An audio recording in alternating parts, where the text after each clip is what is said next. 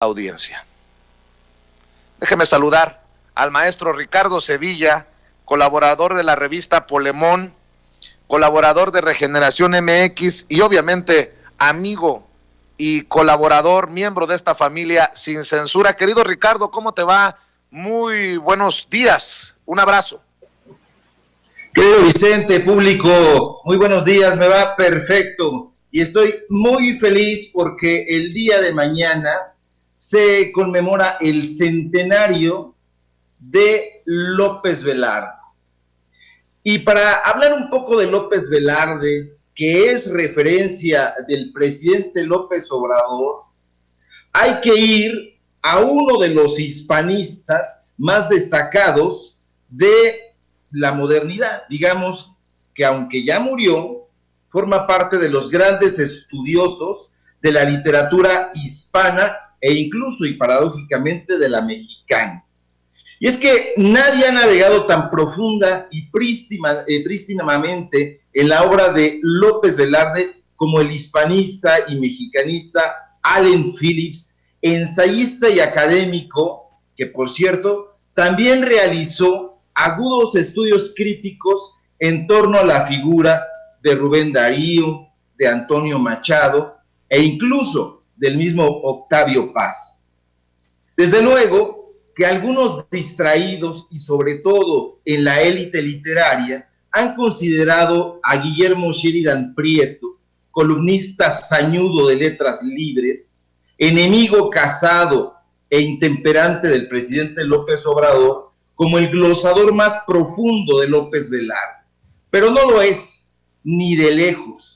Todos sus glosas y sus supuestos estudios están precisamente concentrados en el estudio prístino de Phillips. Y mucho antes que el furibundo Vilito, así le apodan a este pequeño viejo energúmeno, que por cierto vive de su beca en el Instituto de Investigaciones Filológicas de la UNAM, en su beca de su beca del CONACYT y de su beca de la Academia Mexicana de la Lengua con cargo al erario público, hay que decirlo. López Velarde ya había sido puntual y reveladoramente estudiado por personajes como Antonio Castro Leal, desde luego por el entonces secretario de Educación Pública José Vasconcelos, e incluso ya el autor de Nostalgia de la Muerte, Javier Villaurrutia, nos había alertado que López Velarde era un gran poeta sepultado bajo los escombros de la anécdota y del fácil entusiasmo. Y precisamente por eso los autores ya antediluvianos de Letras Libres han querido tener no solamente el monopolio de la opinión, sino el monopolio de la opinión sobre literatura, sobre cultura y desde luego ahora en el centenario de López Velarde. Ahora, la figura de López Velarde tiene un pequeño infortunio y es que ha sido no solamente víctima de los glosadores facilistas y de la anécdota sobada, sino que además en este momento hay que agregar que para infortunio de su memoria es un referente del presidente López Obrador y eso lo hace víctima propiciatoria de los enemigos del primer mandatario. Y es que los opositores al tabasqueño han asumido como acuerdo tácito de que todo el personaje histórico que le sirva como referente al presidente será atacado, vilipendiado y, como siempre, reducido a caricatura. De ahí, como era de esperarse, que en la revista Letras Libres de este mes, donde el dueño y director perpetuo es Enrique Krause, se hayan empeñado en restarle importancia y relevancia a todas las referencias intelectuales e históricas y biográficas de López Obrador y le han dedicado 3 textos pasguatos y soporíferos a la figura de López Velarde, a la indiscutible figura del bardo zacatecano, quien mañana, 19 de junio, cumplirá 100 años de haber nacido en Jerez de García, en Zacatecas, y allá estará celebrándolo como debe ser el presidente López Obrador. Quiero decir que en Letras Libres el autor Christopher Domínguez Michael, que supuestamente es el segundo de a bordo, incluso por encima de Eduardo Uchín, quien pues es un empleado que no tiene voz ni voto ahí. Domínguez Michael hace el texto correspondiente a López Velarde. Este crítico, otrora temido y hoy reducido a reseñista viejo y pusilánime, que presenta, por cierto, falsas credenciales de historiógrafo, porque recordemos que solo llegó a tercer semestre de sociología en la UAM, y sin embargo es miembro del Colegio Nacional, impulsado por Krause, desde luego, fue el encargado de escribir un texto para vilipendiar al autor de La Suave Patria.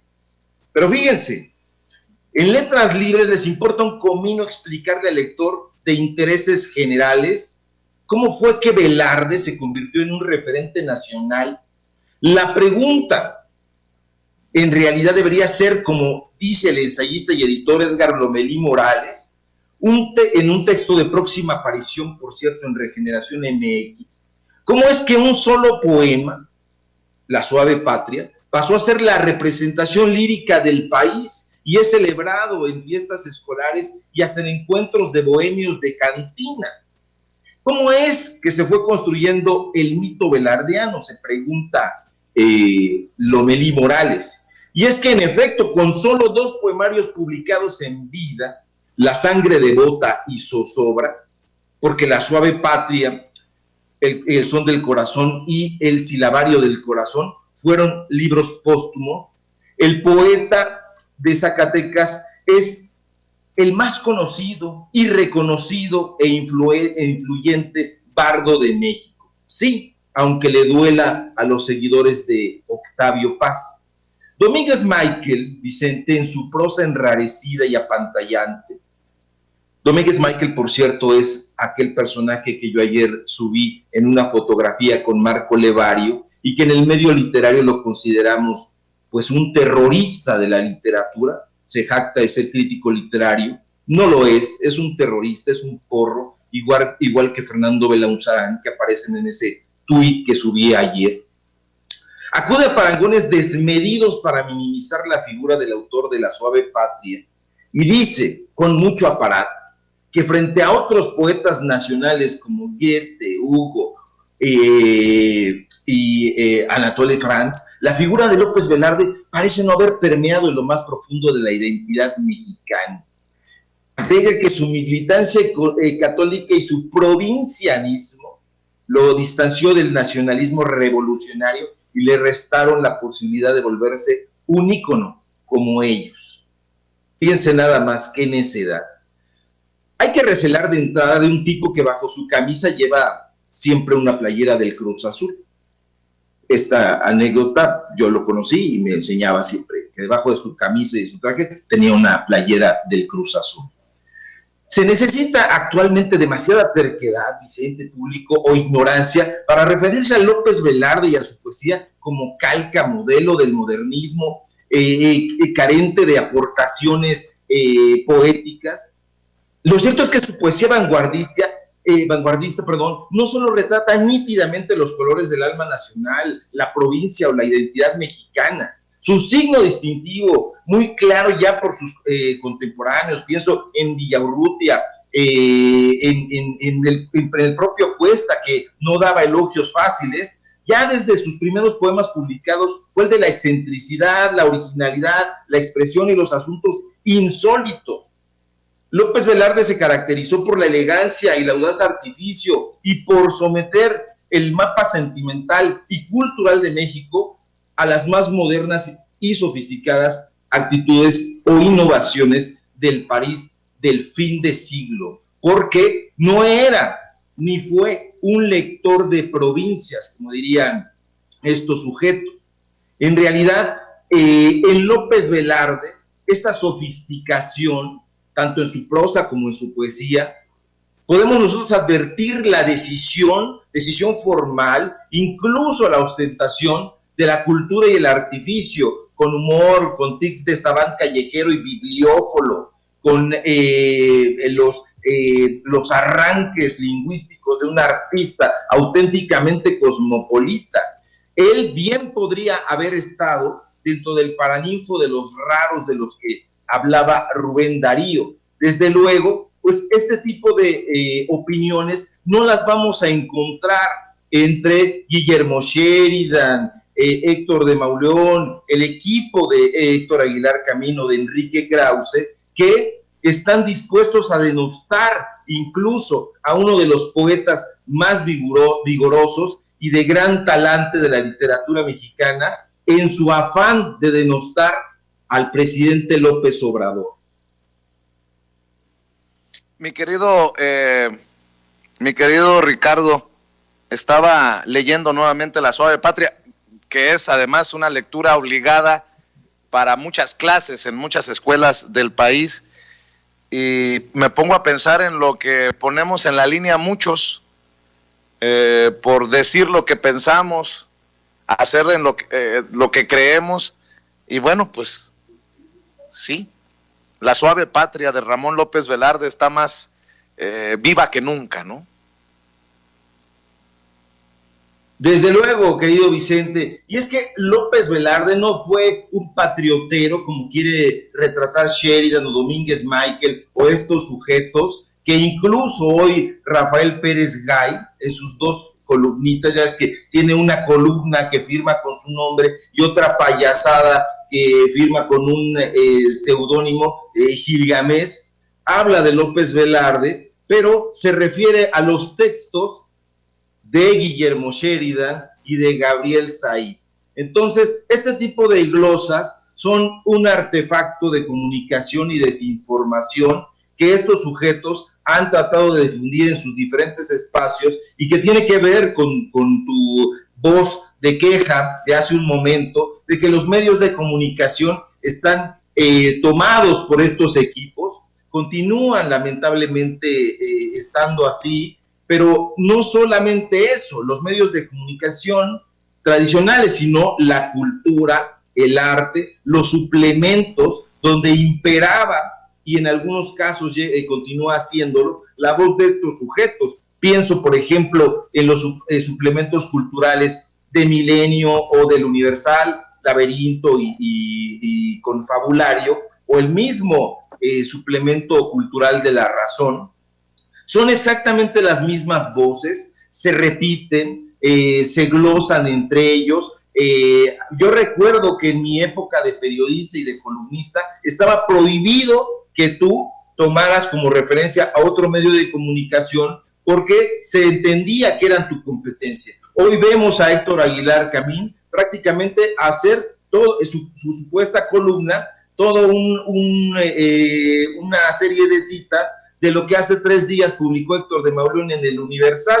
Entonces, así están haciendo un frente común para no dejar pasar a esta nueva generación de periodistas, de intelectuales, de escritores, de artistas. Y desde mi punto de vista, no lo lograrán porque los niños crecieron, Vicente. Los niños, las niñas han crecido y han desarrollado una actitud crítica que es absolutamente imparable y que desde los medios de comunicación que hoy son alternativos y que mañana, estoy convencido de eso, se convertirán en el eje de la comunicación futura, se está librando una batalla no solamente por transformar la política social, económica, financiera de este país, sino también la política cultural.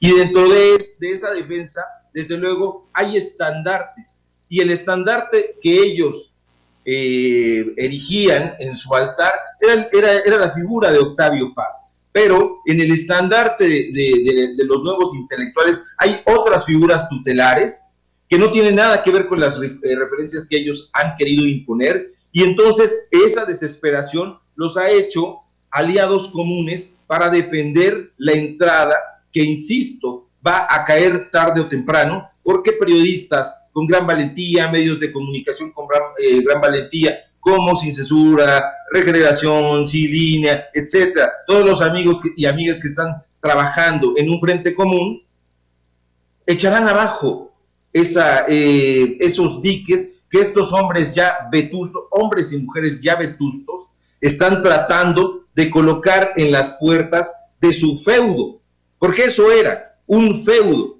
Entonces están ahí pertrechados detrás de sus señoríos, porque los que ellos consideraban esclavos y esclavas ya están hartos, están hasta el gorro y van a tomar esos señoríos para bien propio y para bien de la información de mexicanos y mexicanas.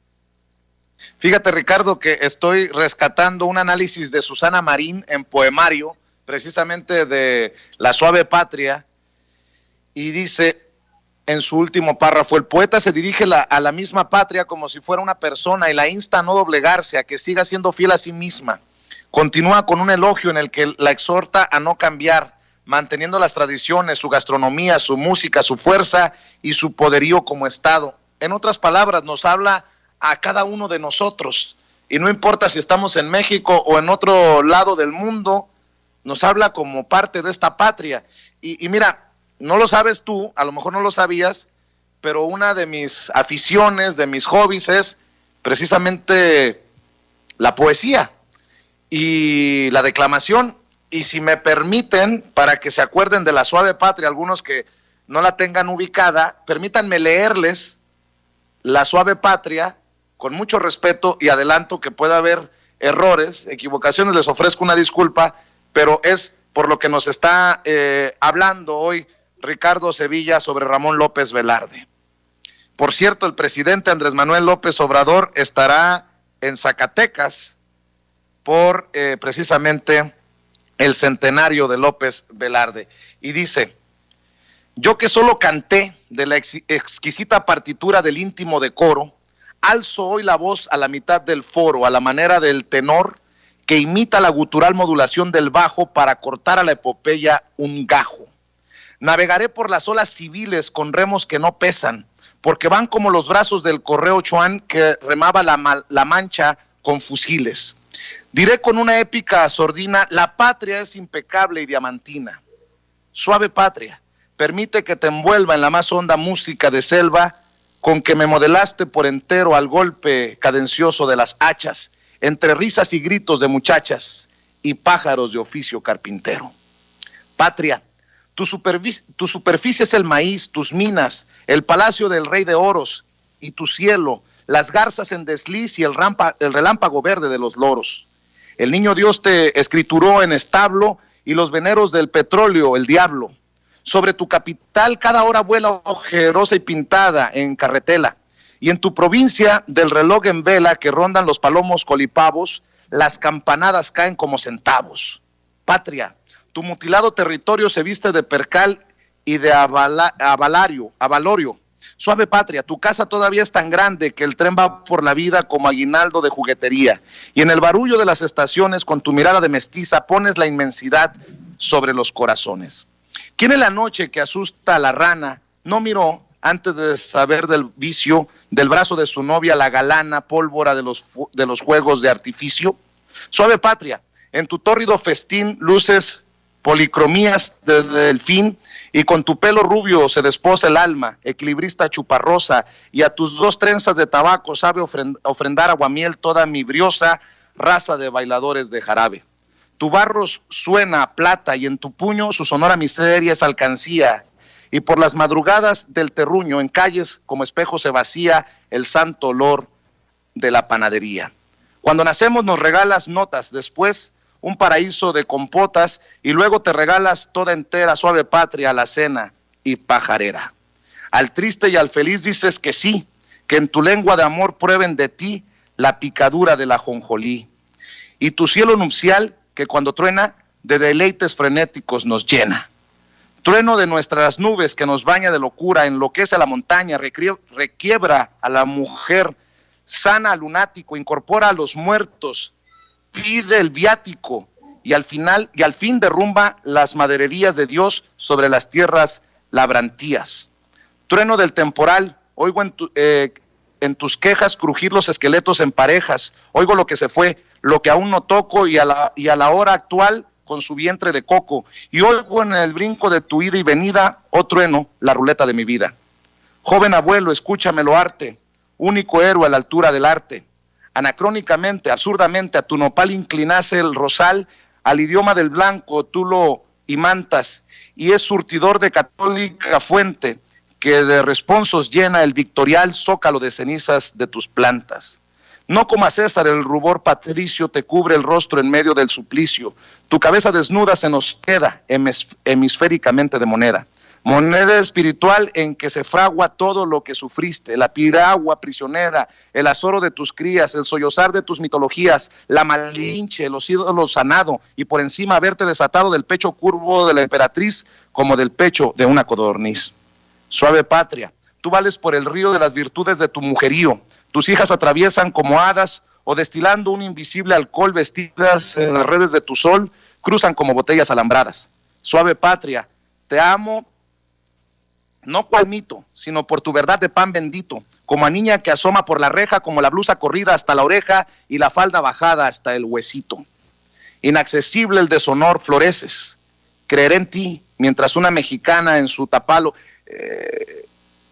lleve los dobleces de la tienda a las 6 de la mañana y al estrenar su lujo quede lleno el país de aroma del estreno.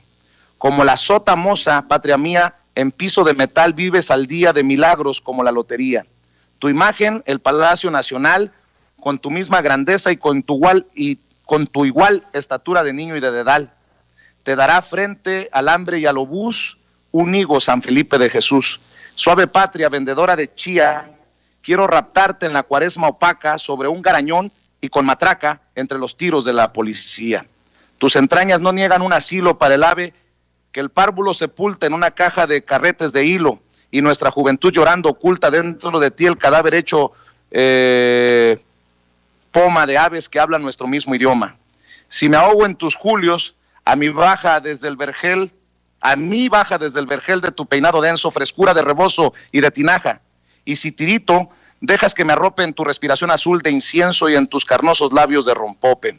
Por tu balcón de palmas bendecidas, el domingo de Ramos, yo desfilo lleno de sombra, porque tú trepidas. Quieren morir tu ánima y tu estilo, cual muriendo se van las cantadoras en las ferias, con el bravío pecho empitonando la camisa. Han hecho la lujuria y el ritmo de las horas. Patria, te doy de tu dicha la clave.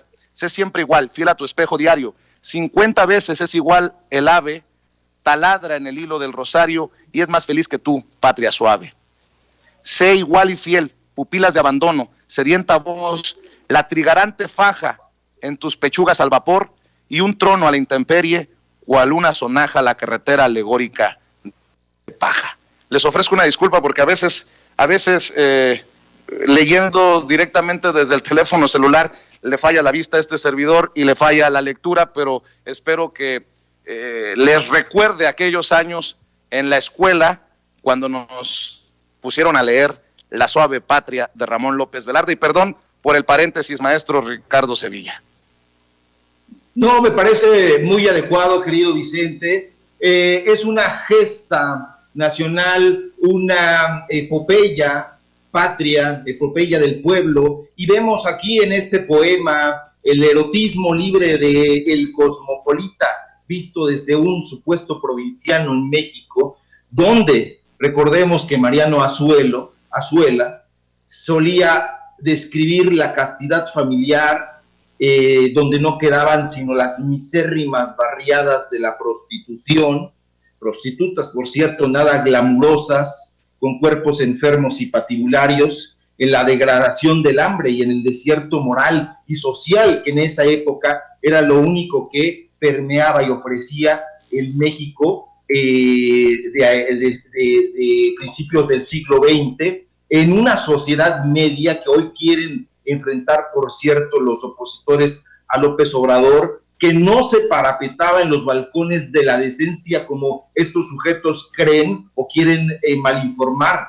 Este México de pueblos y campanarios en los cuales los jóvenes europeizados de la clase media en aquella época soñaban con los paraísos artificiales de las vedettes europeas, a la manera de Ana Pavlova, como en algún momento escribió José Joaquín Blanco. De modo que reducir la poesía de López Velarde a la mera discrepancia fatal de la modernidad y el atraso ancestral, como intentan estos sujetos, es una visión absolutamente parcial pusilánime, porque no tiene absolutamente nada que ver con el poeta aldeano y arcaico. En todo caso, López Velarde es un flaner en el vecindario, una suerte de poeta de las calles, que precisamente por eso la importancia de su trascendencia. Entonces, ya para terminar, yo los quiero invitar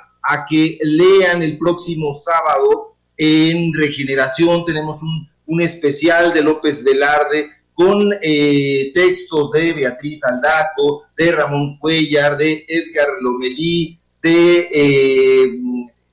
se me escapan ahora, una aportación mía también, para que la gente acuda a otros medios de comunicación y se dé cuenta de que hay escritores, de que hay ensayistas, historiadores de la literatura, que tienen muchísima